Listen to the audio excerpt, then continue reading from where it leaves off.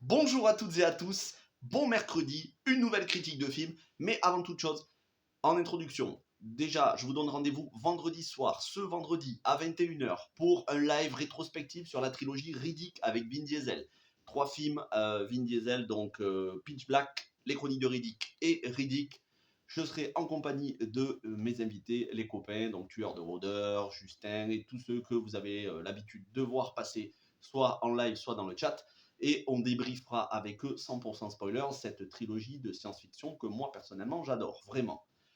En plus de ça, cette semaine, ça va être full critique de films. Et quand je dis blindé, peut-être même plusieurs par jour. J'essaye de les étaler, d'en faire une par jour. Pourquoi il y en a autant et pourquoi tout le reste du mois vous allez avoir des vidéos quasiment tous les jours? Parce qu'il y a plein de films et de séries dont je n'ai pas eu le temps de vous parler avant. Parce que toute la rentrée, on s'est concentré sur House of the Dragon et Les Seigneurs des Anneaux pendant quasiment 2 mois. J'ai pas pu faire vraiment autre chose. Et donc maintenant tout arrive et j'aimerais pouvoir les inclure dans mon top éventuellement, si j'aime beaucoup, dans mes top films et séries de l'année. Donc il faut que je les ai vus forcément avant le 31 décembre. Du coup, j'essaye de tout espacer et ça vous fait beaucoup de contenu. En janvier, il y aura quand même un peu moins de contenu. Il y en aura beaucoup en janvier. Et surtout, s'il y a The Last of Us qui arrive sur Amazon Prime ou OCS, on verra. On en reparlera d'ici là. Mais en janvier, entre les critiques de films de séries, plus un gros live de début d'année où je vais vous annoncer toutes les nouveautés sur la chaîne, parce que oui, il va y avoir des nouveautés. Plein de bonnes choses à venir. Mais voilà, pour ce mois de décembre, ça va être quasiment une vidéo par jour et des grosses vidéos, des gros films. Et aujourd'hui, donc, je vous parle du premier film Paramount Plus original qui s'appelle Une obsession venue d'ailleurs. Le titre original sur l'affiche, c'est Significant Other. Il est sorti puisque la plateforme a débuté. C'est une plateforme de SVOD qui veut faire de la concurrence à Netflix, Amazon, Disney+, et aux autres plateformes. Il est sorti hier ou avant-hier, puisque la plateforme est disponible chez nous depuis le 1er décembre, et c'est un film de science-fiction. Alors, ça va être très compliqué d'en parler sans spoiler, mais je ne veux pas vous spoiler, parce que c'est le genre de film où si on vous spoil, ben, forcément, ça enlève tout l'intérêt du film. Je vais vous dire 2-3 références. Forcément, ceux qui ont vu les films, ça va leur parler, et ça peut éventuellement vous spoiler, mais je ne rentrerai pas trop dans le détail. Les références, c'est Under the Skin avec Scarlett Johansson. Pour ceux qui ont vu le film, je vous conseille de le regarder.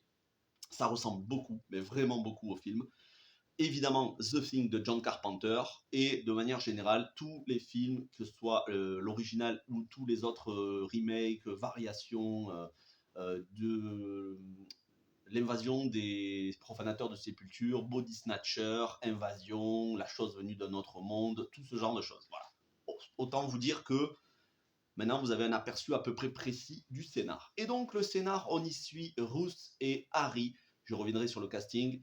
Ruth et Harry qui vont faire un trek, une randonnée. Alors, pour vous situer, ça se passe dans l'Oregon. L'Oregon, c'est cet état qu'il y a au-dessus de la Californie et qui fait donc border, comment on dit en français, qui fait frontière, enfin qui se jette dans le Pacifique, autrement dit qui arrive jusqu'à la mer, qui arrive jusqu'au Pacifique Ouest.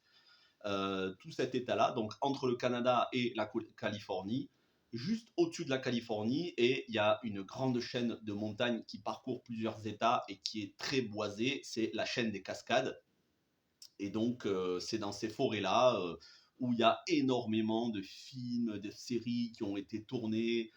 Si ça vous fait penser à des paysages du Canada qu'on a pu voir dans X-Files, c'est pas étonnant. Tout ce genre de séries sont tournées en général dans ces mêmes endroits-là. Donc, tout ce qui est le nord de l'Amérique du Nord et la frontière avec le Canada. Voilà pour vous situer. Et donc, Ruth et Harry, ils vont se balader. Ils vont faire un trek pour renforcer à la fois leur couple. Lui est très amoureux d'elle. Elle, on sent quand même qu'elle a des problèmes psychologiques. Elle n'est pas très très bien dans sa tête, un petit peu névrosée. On sent que le couple, ils ont quand même des problèmes, même s'ils essayent de ne pas le laisser paraître. Et donc, ils vont se retrouver seuls dans cette forêt et très vite, elle va s'apercevoir qu'il y a quelque chose qui ne va pas. Elle a l'impression d'être suivie. Et à un moment donné, elle va entrer dans une grotte et elle va voir quelque chose qui va nous être caché à nous, exprès pour garder le suspense. Et quand elle va ressortir de cette grotte, elle ne sera pas exactement la même. Lui va notamment lui faire une déclaration de mariage parce qu'il est très amoureux d'elle. Elle, ça va la mettre dans un état parce qu'elle a plein de problèmes psychologiques venus de son enfance.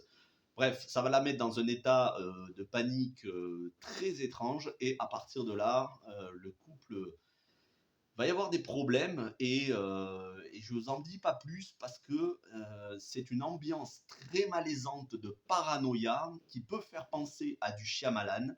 Il y a beaucoup de faux semblants, ça peut vous faire penser un petit peu à Phénomène. Il y a beaucoup de faux semblants, ça peut vous faire penser à des twists à la Shyamalan du style Le Village, Sixième Sens, ce genre de choses. Attention, je ne dis pas que c'est les mêmes twists. Je dis, ça peut faire penser dans le style à du Shyamalan. Ça joue très bien. Maïka Monroe, Jake Lacy, hein, il n'y a pas vraiment d'autres acteurs. On voit un autre couple qui se balade, mais peu importe qui ils sont, ça reste des inconnus. Maïka Monroe, elle avait été révélée par, il me semble que le réalisateur s'appelait David Robert Mitchell dans un film d'horreur psychologique surnaturel qui s'appelait It Follows.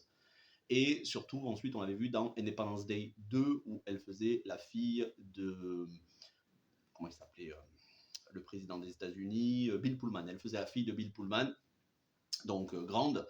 Et Jake Lacy, lui, on l'a vu dans plein de films et séries américaines, mais notamment un film que j'avais vu au cinéma à l'époque s'appelait Célibataire mode d'emploi. C'était une comédie américaine de Judd Apatow, il me semble, avec Leslie Mann, la femme de Judd Apatow, l'actrice Leslie Mann. Et donc Jake Lacy, lui, jouait dans le film. Voilà, bon, pour ceux qui se demanderaient où est-ce qu'ils ont joué, mais c'est surtout Maïka Monroe, je pense que vous reconnaîtrez son visage. Puis elle a joué dans plein d'autres choses, je ne vais pas vous faire sa filmographie complète. Les deux jouent très bien, mais je trouve que Jake Lacy est encore au-dessus. Son rôle, il est très très bon. Il est très très bon, mais encore une fois, je ne peux pas vous en dire grand-chose parce que je ne veux pas vous spoiler. Il y a un rebondissement à la moitié. Le film dure 1h24, en gros 1h20 sans le générique. À la moitié, environ une quarantaine de minutes, il y a un rebondissement qui fait que le scénario part dans une direction plutôt inattendu. C'est un twist assez intéressant. Je ne l'avais pas vu venir. Je pensais qu'il y aurait un twist, mais je ne m'attendais pas à celui-là. Donc, c'est intéressant. C'est pas un grand film. C'est pas un film qui apparaîtra dans mon top de l'année. C'est un film plutôt oubliable parce qu'on en a déjà vu dans le genre bien meilleur. Mais c'est pas un film mauvais pour autant. Ça se laisse regarder. C'est un film qui est sublime visuellement parce que justement tourné en décor naturel. Alors sublime, pas forcément à cause des effets spéciaux, il n'y en a pas vraiment. C'est surtout sublime parce que c'est filmé dans une forêt de l'Oregon et que si vous aimez ce genre de paysage, moi je raffole de ce genre de paysage. C'est en plus très propice à l'horrifique, à la paranoïa, à l'observation, à se sentir épié, à se sentir seul. Mais voilà, c'est des paysages qui sont très très beaux. On passe de la nuit dans cette forêt où on sent que le danger peut être n'importe où. Alors forcément, il y a quelques jumpscares. On passe ensuite au jour avec de la lumière naturelle où là aussi les paysages sont magnifiques. Ça fait ressortir les couleurs de la nature, du feuillage, des herbes. Vraiment très beau. Après, on sent que le film n'a pas non plus un budget démesuré parce qu'il n'y a pas d'effets spéciaux grandiloquents ou ce genre de choses. Il y a quand même quelques scènes choc. Je dirais que c'est pas un film tout public. Étant donné que c'est sur une plateforme de SVOD, on n'a pas vraiment d'interdiction ou de déconseil comme au cinéma, genre du moins de 12, moins de 16. Après, moins de 16, non, clairement, mais je ne vous conseille pas de le faire regarder à vos enfants parce qu'il y a quand même quelques scènes bien gore. Voilà. C'est plutôt brutal, on va dire. Cru. Peut-être pas ultra gore, mais cru. Il y a quelques scènes crues qui sont chocs, où on s'y attend pas forcément. Ça surprend. Ça peut vous retourner l'estomac. Après, rien de bien non plus. Rien de grandiloquent. Vous attendez pas. C'est pas un film qui est blindé d'action, rythmé du début à la fin. Quelques longueurs malgré tout, malgré les 1h24, il y a quelques longueurs. Je pense que ça aurait été excellent si ça avait été par exemple un épisode d'une série de SF anthologique, un épisode de 50 minutes ou un épisode dans le style X-Files, pas forcément X-Files, parce que c'est un petit peu moins dans le surnaturel, un petit peu plus dans la SF, mais ça aurait mérité d'être un petit peu moins long. C'est pas forcément un film qui aurait dû sortir au cinéma, mais sur plateforme de SVOD, c'est très bien. 1h24, ça s'appelle Significant Other, une obsession venue d'ailleurs. Toujours très intéressant le thème Ils sont parmi nous. Hein. D'ailleurs, dans le même genre, je vous conseille They Live, Invasion Los Angeles de John Carpenter et de manière générale toute la filmo de John Carpenter. Mais surtout retenez Under the Skin avec Scarlett Johansson qui était sorti, il me semble, en 2014, je crois. Je l'avais vu au cinéma. Voilà ce que je pouvais vous dire sur ce film. Ça vaut le coup d'œil. Si vous avez 1h24 de libre, matez-vous-le. Après, c'est une ambiance assez anxiogène. Et ça, c'est une réussite. C'est pour ça que c'est bien cadré, bien réalisé. Non seulement les deux réalisateurs, c'est un duo. Ils arrivent à bien capter l'essence de l'endroit dans lequel ils tournent. Mais ils arrivent à installer une ambiance claustrophobe et anxiogène en plein air, en pleine nature. Et ça, ben forcément, ça s'appelle le talent de réalisateur. Donc, c'est bien réalisé, c'est bien joué. La musique n'est pas forcément, voilà, c'est pas ce qu'on retient. Un petit film très sympathique, un petit film de SF, un film de genre très sympathique. Voilà ce que je pouvais vous dire sur ce Significant Other, première production originale Paramount+. Je vous retrouve demain pour un gros film que j'avais manqué au cinéma et que j'ai rattrapé et où je me suis régalé. Et puis tout le reste de la semaine, il y aura des vidéos donc, de critiques de films, donc jeudi, vendredi, samedi et dimanche, ainsi que vendredi soir, live trilogie Riddick. Merci, passez une bonne journée, une bonne semaine. Et après, la semaine prochaine, on va se retrouver pour plein de séries, et la semaine d'après, et encore la semaine d'après, jusqu'au 30 ou 31 décembre avec le top des films et séries de fin d'année. Portez-vous bien, couvrez-vous, réchauffez-vous. Ciao tout le monde.